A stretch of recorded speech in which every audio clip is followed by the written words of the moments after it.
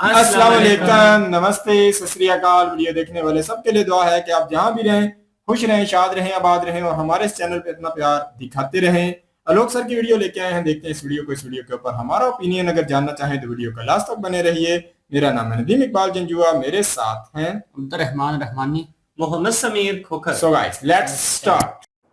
नमस्कार दोस्तों, DD red के एक और रिएक्शन वीडियो में आप सभी का स्वागत है। मैं हूं आलोक। तो दोस्तों, आज जो वीडियो लेकर आए हैं वो वीडियो है आरजू जी और मुक्तदिर खान जो हैं वो आपस में बात कर रहे हैं और वही भारत की बात, भारत कैसे अफगानिस्तान से रिलेशन, इधर रिलेशन उधर रिलेशन।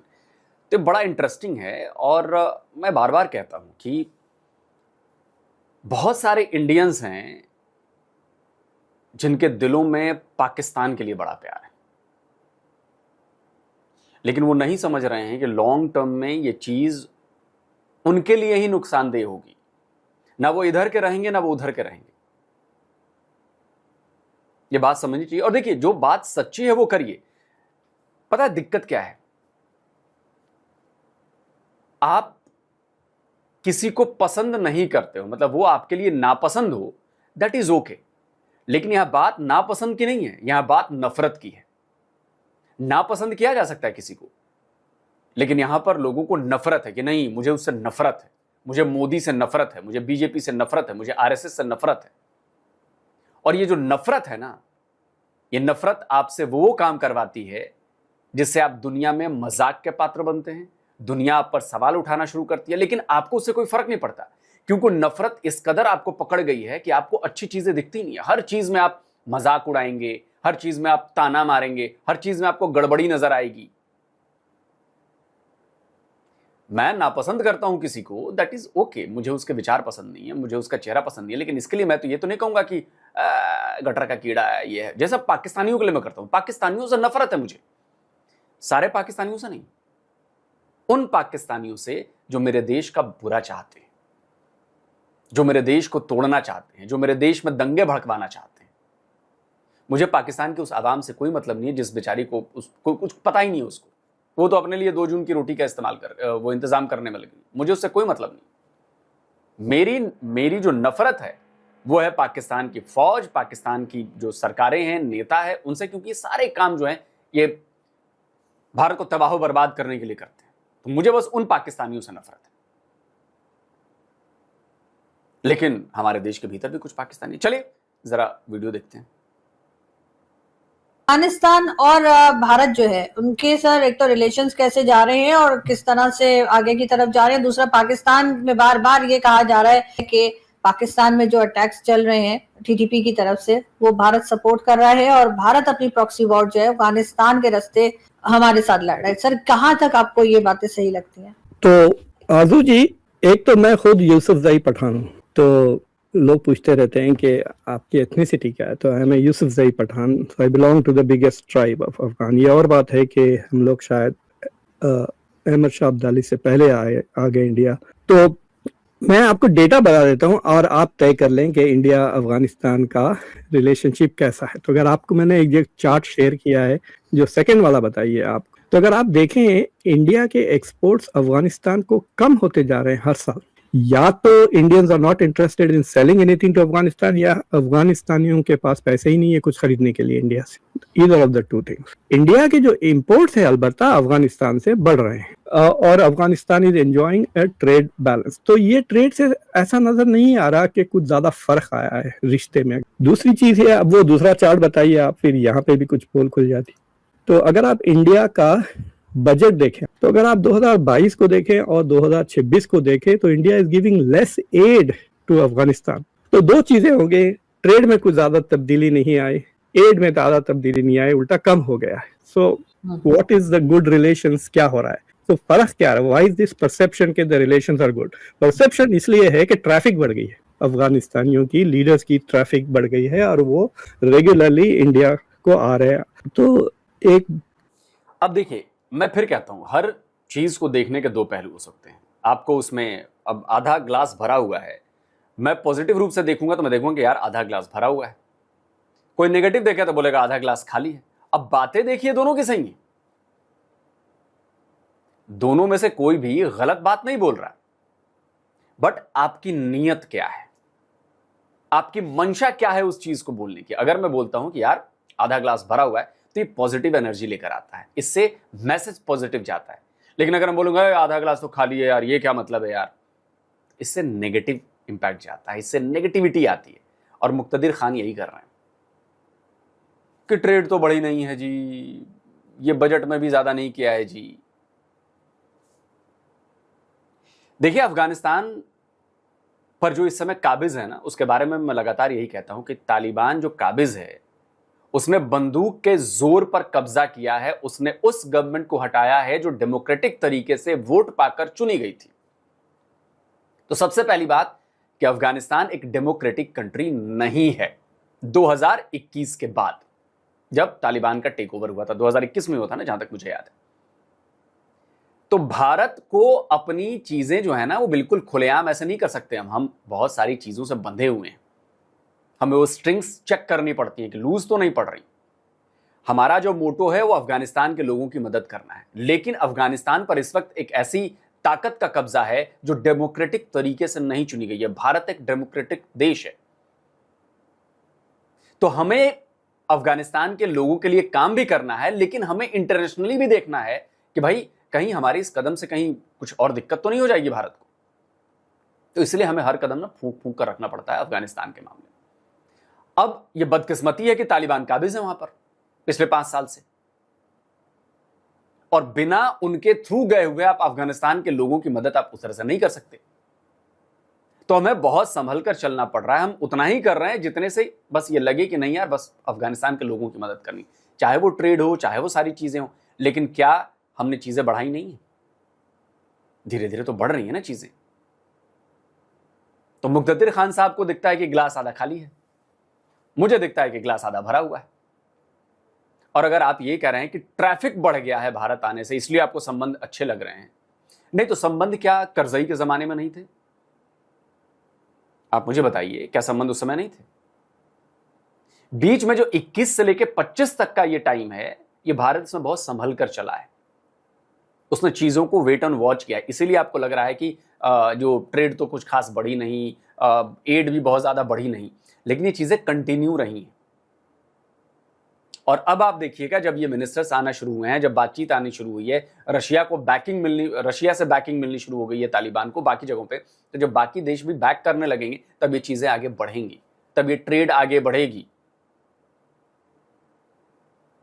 ये बात बेसिक जियोपॉलिटिक्स में समझ में आती है, इसके लिए बहुत ज्यादा आपको ना दिमाग की जरूरत नहीं है, ये बेसिक है।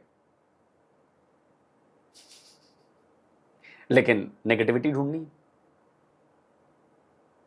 5-6 हफ्ते पहले मेरे शो पर इंडिया के former national security adviser assistant तो मैंने उनसे तंजिया जबान में पूछा कि भाई सबसे अच्छे दोस्त आपके तो अब तालिबान हो गए हैं, साउथ एशिया में कोई भी नहीं रहे, बड़े मुल्क से तो दोस्ती नहीं है आपकी, पाकिस्तान, चाइना, बांग्लादेश सारे पड़ोसी है। इनफैक्ट 2 पाकिस्तान, चाइना, बांग्लादेश, क्यों? चाइना से हमारे रिलेशन ठीक नहीं हो रहे हैं? चाइना से डायरेक्ट फ्लाइट शुरू हो गई, कैलाश मानसरोवर की यात्रा शुरू हो गई, चीजें ठीक हो रही हैं, ट्रेड बढ़ रहा है, इसको क्या कहते हैं? इसको रिलेशन ठीक होना नहीं कहते हैं। और कैसे डिफाइन करते हैं रिलेशन ठीक होने को? और पाकिस्तान कौन सा भिखारी देश, आईएमएफ के कर्जे पे चल रहा है? बांग्लादेश भिखारी देश, उसको भी आईएमएफ से बेल आउट पैकेज उस पर चल रहा है वो। नेपाल अता पता नहीं है उसका कुछ, अभी पॉलिटिकल टर्मोइल है वहां पे। आधी जो पॉलिटिकल जमात है वो चाइना भाग रही है, आधी पॉलिटिकल जमात कहीं और भाग रही है, कुछ भारत के लिए हैं सब। वहां भी एक रूपता नहीं है ना। Sri Lanka political turmoil, economic turmoil, सब वहीं पे। कौन सा देश? मालदीव, बकवास। संबंध रखना न रखना कोई फायदा नहीं है इनसे। अभी खबर आई, मैं स्क्रीनशॉट लगाता हूं, बांग्लादेश भारत के साथ फ्री ट्रेड एग्रीमेंट करना चाहता है। क्यों करना चाहता है भाई? अगर भारत से किसी को फायदा नहीं है, भारत एक छोटा देश है, भारत की पॉलिसीज ठीक नहीं है, ये नहीं है, सबसे बिगाड़ रखा है, तो भाई दुश्मन के साथ जाकर फ्री ट्रेड एग्रीमेंट कौन करता है भाई? खान साहब ये तो बताइए, क्यों इच्छा जता रहा है कि हम फ्री ट्रेड एग्रीमेंट कर लेते हैं? क्यों? जब नहीं बनती है, मैंने फिर कहा कि नापसंद करना अलग चीज है, नफरत करना अलग चीज है। इसको समझना पड़ेगा। और खान साहब को नफरत है, दिक्कत ये है। फैक्ट दोनों हिंदू राष्ट्र में ताल्लुकात अच्छे नहीं है, इंडिया और नेपाल, तो don't blame Islam, even Hindu state से आपके ताल्लुकात अच्छे नहीं है। तो हाउ कम हिंदू नेशनलिस्ट ये कहते हैं कि दुनिया की सबसे खराब चीज रेडिकल इस्लाम है और आपके सबसे अच्छे दोस्त रेडिकल इस्लाम है? तालिबान से ज्यादा रेडिकल इस्लाम कौन हो सकता है? तो वो हंसने लगे। पहली चीज खान साहब, नेपाल के साथ हमारी क्या दुश्मनी है? उल्लीपुलेख और वो छोड़ दें, वो भी पॉलिटिकली जबरदस्ती बनाया जा रहा है चाइना की वजह से, ये आपको भी पता है। आप तो चाइना जाते रहते हैं, चाइना आप जाके खूब रहते हैं, चीनियों से बड़ा मेलजोल भी है आपका, है कि नहीं? तो कौन सी लड़ाई हो गई है नेपाल और भारत के बीच में? कौन सा हमने एक दूसरे का बायकॉट कर दिया है भारत और नेपाल ने? आप मुझे बता दीजिए। अभी जिस पार्टी की सरकार है नेपाल में, स्क्रीनशॉट लगा देता हूं, उसके जो चीफ थे, पार्टी के चीफ, वो आए थे ना यहां मोदी से मिलने, आए थे कि नहीं आए थे? और मैं नेपाल के लोगों से जानना चाहता हूं कि क्या भारत साहब की दुश्मनी हो गई है? हमारी नेपाल के साथ कभी दुश्मनी हो ही नहीं सकती। मैंने फिर कहा, मतभेद हो सकते हैं, जमीन को लेकर तो भाई भाई के बीच में मतभेद हो जाता है, मतभेद हो सकते हैं, लेकिन इसका मतलब ये नहीं कि मैं भाई के खानदान को जाकर तबाह कर दूंगा, भाई मेरा दुश्मन हो गया है, ऐसा कुछ नहीं। मनभेद नहीं। तो आप अगर ये कह रहे हैं कि नेपाल भी हिंदू, ये भी हिंदू, देखिए हम हिंदू एक ही हैं। नेपाल के लिए एक भारतीय हिंदू के मन में कभी भी बुरे भाव नहीं आ सकते। नेपाली हमारे भाई हैं, हमारे सबसे पवित्र स्थल वहां पर हैं। हमारे लिए नेपाल की भूमि बड़ी पावन भूमि है, हम प्रणाम करते हैं उसको। तो जो जमीन, जो भूमि नेपाल की हमारे लिए बड़ी आदरणीय है, सम्माननीय है, हमारे धर्म के मुताबिक भी, हम उसके लोगों से हम नफरत करेंगे, हम उसके लोगों से दुश्मनी करेंगे? सवाल ही पैदा नहीं होता,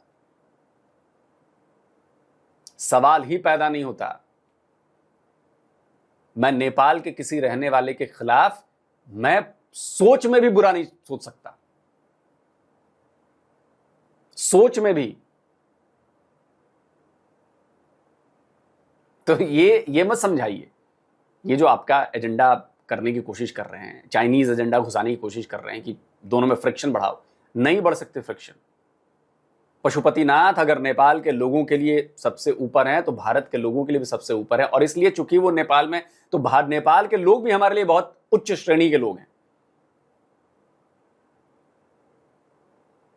जनकधाम वहीं पर है और भी बहुत कुछ वहां पर है। तो हमारे लिए नेपाल की भूमि बड़ी पूजनीय भूमि है, बड़ी पावन भूमि है। और जिस भूमि को, जिस जमीन को हम पावन मानते हैं, अपनी क्या कहें, पूजते हैं, उस जमीन के बारे में हम बुरा नहीं सोच सकते, उस जमीन के लोगों के बारे में हम बुरा नहीं सोच सकते, ये याद रखिएगा। तो नेपाल के लिए और नेपाल के लोगों के लिए एक इंडियन हिंदू कभी बुरा नहीं सोच सकता, ये याद रखिए। बाकी ये जो लिपुलेख और वो काला पानी और दिस जो भी है, कौन सा पानी है, वो सब पॉलिटिकल लफड़े हैं, वो सब पॉलिटिकल लफड़े हैं, वो सब हो जाएगा, कोई उसमें दिक्कत नहीं। आप इसको रिलीजियस एंगल देके कि हिंदू और ये और बकवास बातें, ये सब चलेगी नहीं चीजें। तो हंसने लगे, सर ये बात तो सही है, लेकिन हम नहीं चाह रहे, वो चाह रहे हैं हमसे दोस्त। So the efforts are from Afghanistan, not from India. तो ये बात लोगों को समझना चाहिए कि Afghanistan is trying very hard, कि एक तो उनकी बहुत बड़ी अचीवमेंट होगी ना कि रशिया ने उनको रिकॉग्नाइज कर लिया।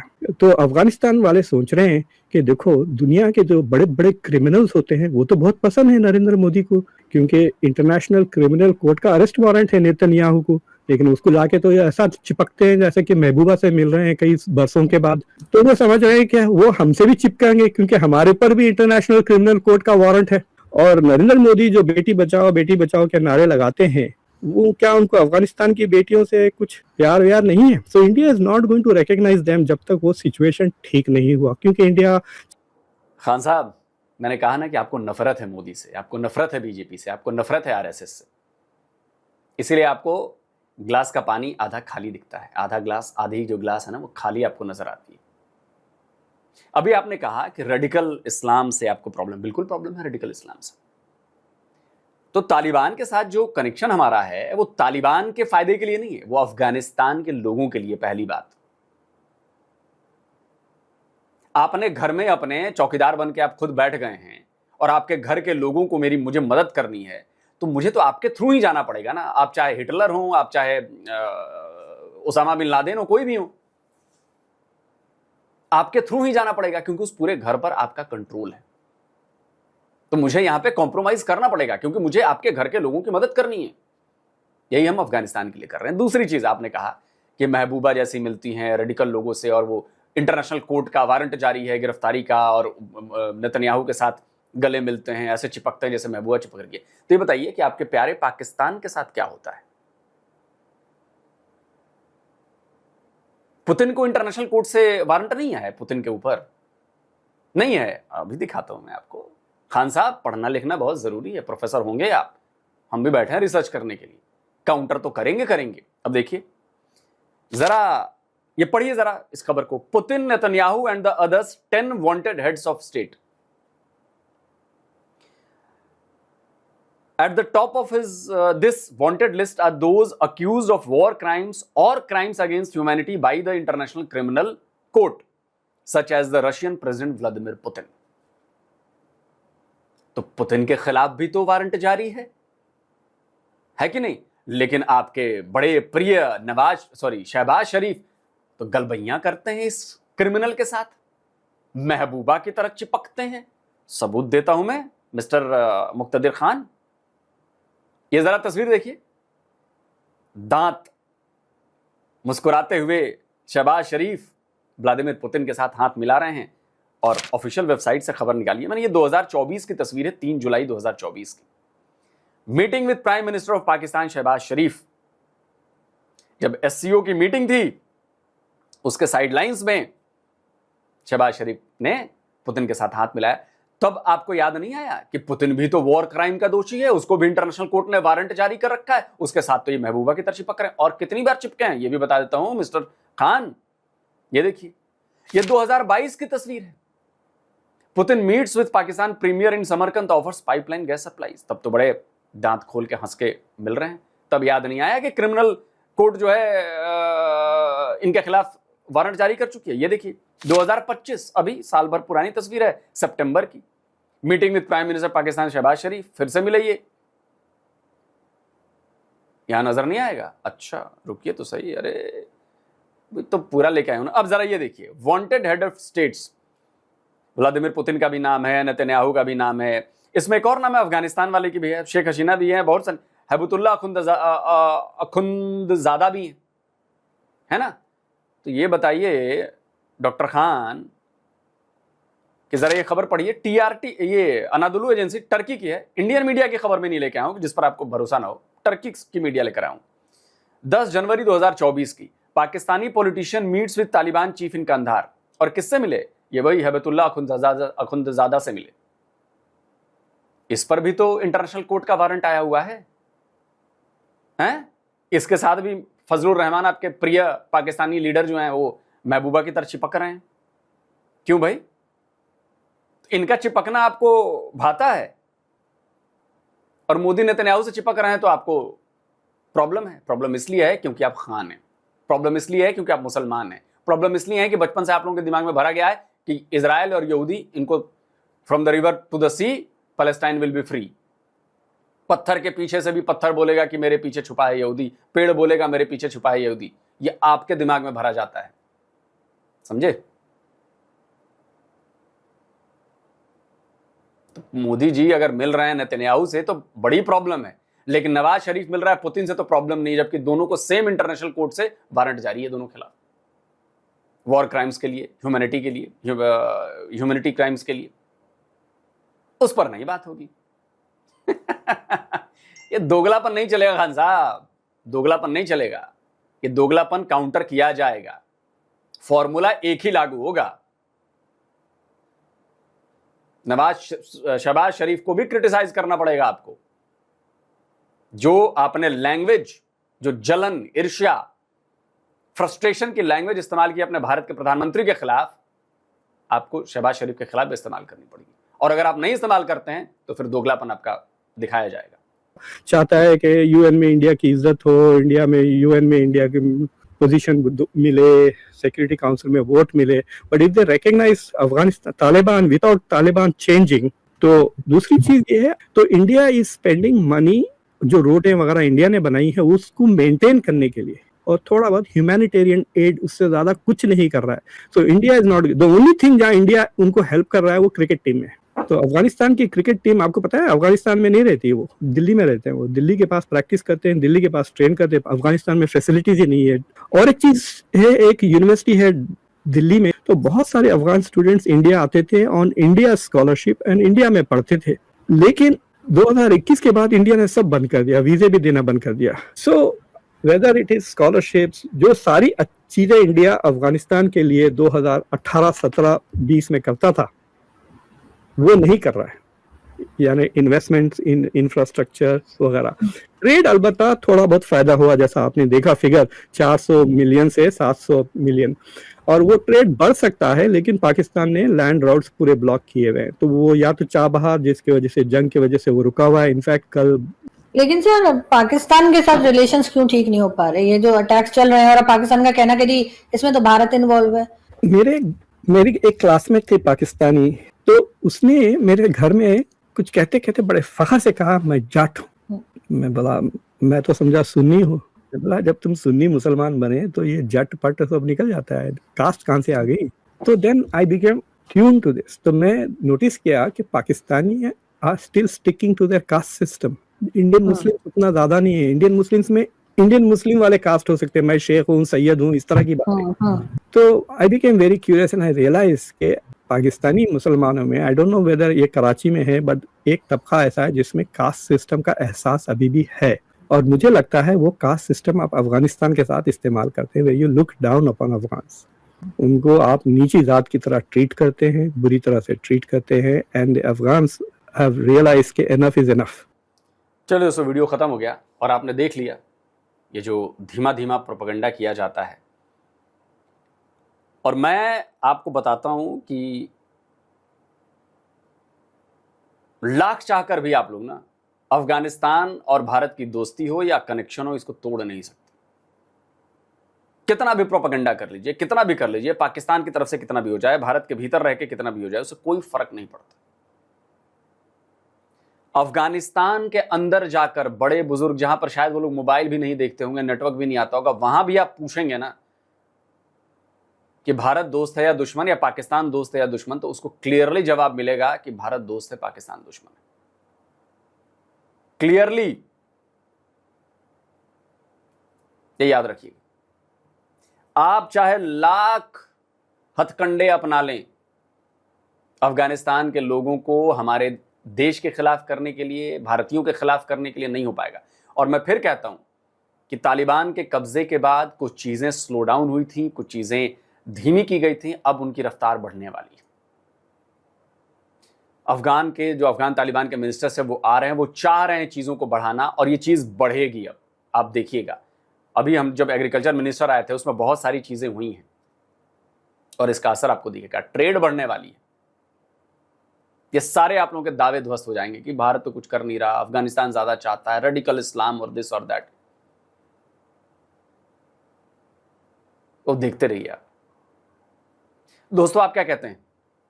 काउंटर सही किया कि नहीं किया? कमेंट करके अपनी राय दीजिए। जल्दी मिलता हूं एक और नए वीडियो के साथ। नमस्कार, जय हिंद। मेन बात इस वीडियो के हवाले से अगर पीछे इतिहास को थोड़ा समझें तो 1971 के बाद जो है पाकिस्तान के लोग जो है इंडिया से एक अलग किस्म की नफरत जो है उसके अंदर शिकार हुए हैं। और इसके बाद अगर देखा जाए कि लंबा अरसा पाकिस्तान ने लगाया कि इंडिया के मुकाबले में आए, इंडिया की कह सकते हैं कि नफरत अपने लोगों में डालें, तो वो चीज़ हमारे यहाँ जो है बिकी है। और इंडिया ने अगर देखा जाए न्यूक्लियर पावर की तरफ गए तो पाकिस्तान ने भी अपने लोगों को तैयार किया कि पेट पे पत्थर बांध लेना, भूखे प्यासे रह लेना, पर यह है कि हमने इंडिया का मुकाबला करना है और इंडिया अगर न्यूक्लियर पावर बना रहा है तो हम भी बनाएंगे। तो ये नफरत वहां से बढ़ी है। 1971 की जंगों के बाद जो है हालात बने हैं ना, तो पाकिस्तान में पढ़ा लिखा तबका हो या अनपढ़ तबका हो, सभी जो है इंडिया से एक कह सकते हैं कि शदीद हद की जो है नफरत जो है यहाँ पाई जाती है। इसमें अगर देखा जाए तो ये एक पढ़े लिखे व्यक्ति हैं, प्रोफेसर बताए जा रहे हैं, तो इन्होंने कुछ सवालात उठाए हैं। इसके ऊपर जो है आलोक सर का अगर देखा जाए तो मुझे काफी जबरदस्त लगा कि उन्होंने काफी जबरदस्त तरीके से इनके सवालों को काउंटर किया है।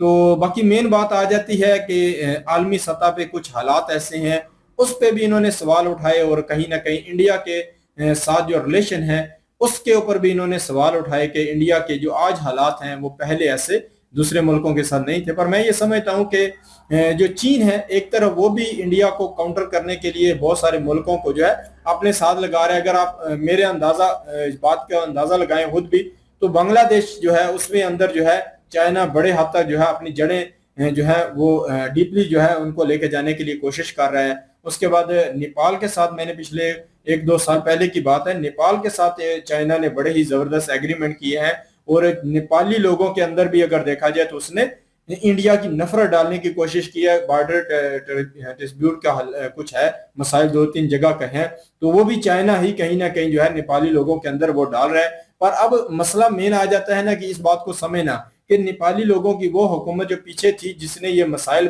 क्रिएट किए थे वो हट चुकी है, अभी नई हुकूमत आ चुकी है और उन्होंने डेलीगेशन जो है इंडिया में भेजा है और वो मोदी जी के साथ मिले गिले हैं। तो अभी वो चीज नहीं है। बाकी वो क्या बात है कि अभी कुछ लोगों के अंदर वो बॉर्डर का एरिया का जो मसला है उसकी वजह से उनके अंदर बात है, पर नेपाली लोग कहीं ना कहीं इंडिया से नाराज नहीं हो सकते। मेरे नजदीक नेपाली लोग जो है उनका भी अगर देखा जाए तो इंडिया में अयोध्या है, बहुत सारे ऐसे स्थल हैं जो नेपाली लोग हिंदू होने की मादम से जो है वो इंडिया में आना जाना चाहेंगे और कभी भी इंडिया के साथ इससे ज्यादा हालात खराब नहीं करेंगे। छोटे मोटे मसाइल जो है चीन ने वहां की हुकूमत के दरमियान में डाले हैं, पर वो इंडिया के साथ नेपाल भी कहीं ना कहीं जो है हालात खराब नहीं करेगा। तो ये हमारे जो लोग हैं वो कहीं ना कहीं पढ़े लिखे लोग भी जो है ऐसी चीजों को निकाल के लेके आते हैं, पर अगर हकीकत को देखा जाए जो एक धार्मिक जो रिश्ता होता है उसे नेपाली कभी भी इससे आगे खराब नहीं करेंगे। उसके बाद इन्होंने अफगानी लोगों के ऊपर काफी ज्यादा सवाल उठाए हैं। तो मुझे थोड़ा सा आज थोड़ी सी दिक्कत हुई है कि अगर आपने लोग सर की 1-2 बात के ऊपर कि अगर आपने अफगानिस्तान की इस हुकूमत को एक्सेप्ट कर लिया है, अफगानी अवाम के लिए आप जो है उनके बीच में है, तो कहीं ना कहीं जो अगर जिस तरीके से भी तालिबान लोग आकर वहां काबूज हो चुके हैं, तो इस चीज को इंडियन लोगों को अगर इस तरीके का अगर जवाब देंगे कि ये जबरदस्ती की थोपी हुकूमत अगर ऐसी बात करेंगे, तो अगर ये बातें इंडिया के अफगानिस्तान के हुक्मरानों तक पहुंचेगी तो वो कहीं ना कहीं कह लो कि रिश्ते की कह लो कि कितने मजबूत जो रिश्ते हो चुके हैं वो कहीं ना कहीं खोखला होने का मुझे डर है। जैसा भी है ये अफगानी तालिबान जो आ चुके हैं इनको जैसा भी है इंडियन लोगों को एक्सेप्ट करना चाहिए, क्योंकि इंडियन हुकूमत इनको हर किस्म की सहूलियात दे रही है। वो डिफरेंस नहीं कर रही कि ये हुकूमत किस तरीके से आई है। बाकी ये है कि पाकिस्तानी तो सवाल उठाएंगे, पर यह है कि मेरे नजदीक इंडियन लोगों को इसको एक्सेप्ट कर लेना चाहिए कि अब जो है तालिबान की हुकूमत आ चुकी है। वो इतना लंबा अरसा देखें कि दुनिया के साथ कट ऑफ होकर भी इस मुल्क को चला रहे हैं। बेशक अगर देखा जाए मसाइल जरूर मौजूद है अफगानिस्तान में, बाकी ये है कि ये इंडिया जो है उन मसाइल को हल करना चाहता है। बाकी इंडियन जो है ये मुझे सोच अच्छी एक तरफ से लगी है कि इंडिया के हुक्मरान जो है अफगानी अवाम के लिए उनके किस तरीके के जज्बात हैं कि अफगानी अवाम किसी ना किसी तरीके से दुनिया से कट ऑफ हैं, पर यह है कि इंडिया उन्हें वो सहूलियात जरूर प्रोवाइड करेगा जिससे कहीं ना कहीं वो दुनिया जो इनके साथ ट्रेड नहीं करना चाहती तो इंडिया वो देना चाहता है। तो मुझे थोड़े से लोग सर की वो बातें जो है हुकूमत के हवाले से मुझे सही नहीं लगी। बाकी ये है कि जो इंडिया है वो उसी तरीके से चल रहा है। बेशक सवाल उठाने वाले लोग जो है सवाल उठाते रहेंगे। बाकी मेन बात आ जाती है कि इंडिया की जो पॉलिसी है उसमें कोई 2 नंबरी नजर नहीं आती। बाकी ये है कि पाकिस्तानी लोग नफरत करते हैं इंडिया से, इस वजह से बहुत सारे प्रश्न उठाते हैं। पर मेन बात यह है कि इंडिया जिस तरीके से इस मुश्किल दौर से गुजरा है, क्योंकि आलमी जंगें भी आलमी सतह पे कई जंगें लगी हुई हैं और उसकी वजह से मुश्किल हालात जा रहे हैं, तो इंडिया इसमें भी ये कह सकते हैं कि अच्छे तरीके से सारे मुल्कों के साथ जो है अपने तल्लुकात बेहतर तरीके से लेके चल रहा है। तो मेरे नजदीक इंडिया कहीं ना कहीं इसका कह सकते हैं कि क्रेडिट उनके हुक्मरानों को बनता है। बाकी मोदी जी की नफरत कहीं ना कहीं है, तो पुतिन के ऊपर सवाल पाकिस्तानी उठाते हैं। पुतिन ऐसा है तो ये पाकिस्तानी पहले दूसरों के ऊपर सवाल उठाने के बजाय अपने हुक्मरानों को भी समझाएं कि ये भी अगर जो है पुतिन के ऊपर कहीं ना कहीं वारंट है तो पाकिस्तानी ना मिले। तो ये बात है कि आप दूसरे के ऊपर टिप्पणी कर रहे हैं, पहले अपने हुक्मरानों को देखें। मैं तो ये समझता हूँ कि जब हमारे हुक्मरान भी वही काम कर रहे हैं जो मोदी जी कर रहे हैं, तो फिर हमें उनके ऊपर सवाल उठाने का हमारा कहीं ना कहीं जवाब बनता ही नहीं है। बिल्कुल जी, देखिए कि नफरत में जब इंसान किसी हद से क्रॉस कर जाता है ना, तो फिर उसको हर पॉजिटिविटी में नेगेटिविटी नजर आती है, क्योंकि जो उसने चश्मा लगाया होता है उस चश्मे के माध्यम से वो देख रहा होता है। ठीक है, इंडिया के साथ मुखालफत है, लेकिन कहते हैं कि यार इंसान जिंदगी में दुआ करता है कि अगर दुश्मन भी मिले ना तो खानदानी मिलना चाहिए। क्योंकि लो क्वालिटी के जो दुश्मन होते हैं ना, जो कह लें कि आपकी बराबरी नहीं कर सकते, आपका मुकाबला नहीं कर सकते, वो फिर आपके किरदार के ऊपर बात करते हैं, आपके किरदार को गलत शो करने की कोशिश करते हैं। दुश्मन वही होता है खानदानी जो लेवल पे आके तो लड़े, लेवल पे मुकाबला करे।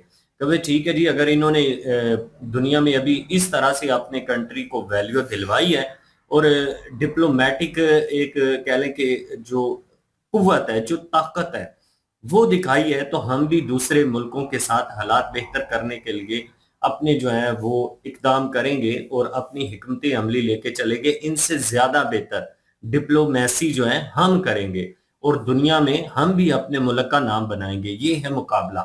लेकिन जब मुकाबला नहीं होता और कह लें कि एक गलत बात होती है, एक नीचपन होता है, वो ये है कि भाई देखें जी, इंडिया के तो ताल्लुकात अफगानिस्तान के साथ तो इतने अच्छे हैं ही नहीं है।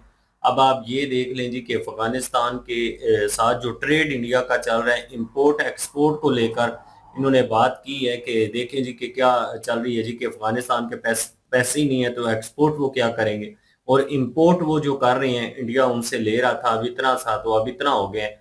हालात दरमियान में 2021 से लेकर जो खराब हुए थे, अभी उससे 1000 गुना हालात बेहतर हो चुके हैं। अब तालिबान की तरफ से जो स्टेटमेंट आ रही है ना, वो अगर ये खान साहब को सुनाए ना तो इनको लग पता जाए। तालिबानों ने तो यहां तक कह दिया है कि हमारा जो डीएनए वो भी इंडियन ही है, मतलब कि किस कदर वो इंडिया से मोहब्बत उनके दिलों में ये आई है।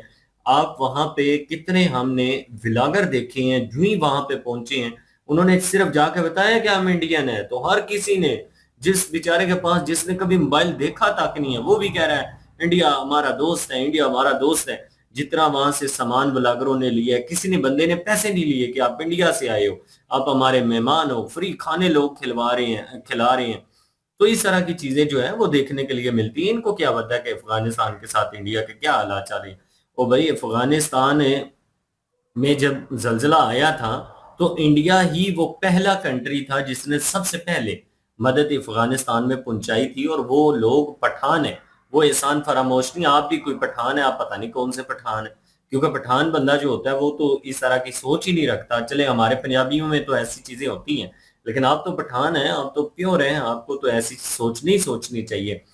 तो वो एहसान फरामोश नहीं है, उन्होंने इंडिया की बातों को याद रखा हुआ है कि इंडिया ने जिस तरह से उनकी मदद की, उनको क्रिकेट के ग्राउंड दिए हैं, उनके प्लेयरों को ट्रेंड किया है, रहने के लिए दिया, खाना दिया है, सब कुछ किया है, वहां पे हॉस्पिटल जाकर बनाए हैं, स्कूल बनाए हैं। तो वो दोस्त इंडिया को नहीं मानेंगे? मानेंगे दोस्त। और रही बात तालिबानों की, तालिबानों ने जो भी अपने कंट्री में शरिया ला करे, जो मर्जी करे, वो उनका अपना पर्सनल है। लेकिन देखना ये है कि ताल्लुकात इंडिया के साथ किस तरह से हैं। इंडिया ने तो अपने साथ देखने हैं ना, बाकी उनका इंटरनल जो मामला है उसमें तो इंटरफेयर नहीं हो सकता। और उसके बाद इन्होंने कहा जी कि नेतन्याहू वांटेड है, तो उससे जाकर मिल रहे हैं। तो इन्होंने फिर सही काउंटर किया, इन्होंने सही जवाब दिया। इन्होंने कहा अच्छा ये बात है, तो फिर ये आपके जो प्राइम मिनिस्टर मिल रहे हैं, पुतिन जो है वो भी तो वांटेड है, उससे भी तो मिल रहे हैं। पाकिस्तान में एक दो और बंदा भी इन्होंने बताया, तो उसके वो जो जाके उनसे मिलते रहे हैं, बातचीत होती रही है। उसके बाद क्या नाम है इनका, अफगानिस्तान के एक बंदा बताया, उसके साथ भी मीटिंग होती रही है। तो ये चीजें देखने के लायक होती हैं। बाकी रही बात नेपाल, भूटान और बांग्लादेश की, तो उनके साथ ताल्लुकात बेहतर हो जाएंगे। वो इंडिया को पता है किस तरह से बेहतर करने हैं। नेपाल और मालदीव के साथ तो बहुत ज्यादा ताल्लुकात बेहतर हो भी चुके हैं। रही बात बांग्लादेश की, तो वो हमारी तरह एहसान फरामोश लोग हैं, उनको तो वो चीजें याद नहीं है जो इंडिया ने उनके साथ भले किए हुए हैं। उनको तो ये तक याद नहीं है कि उनकी शिनाख्त इंडिया की वजह से बनी थी, इंडिया ने ही उनको पहचान दिलवाई थी। आज वो देख लें कि उसी इंडिया को कह लें कि वो ढसने के लिए मुख्तलिफ किस्म की चालें जो है वो चलते रहते हैं। तो वो तो एहसान फरामोश लोग हैं, मुनाफिक है।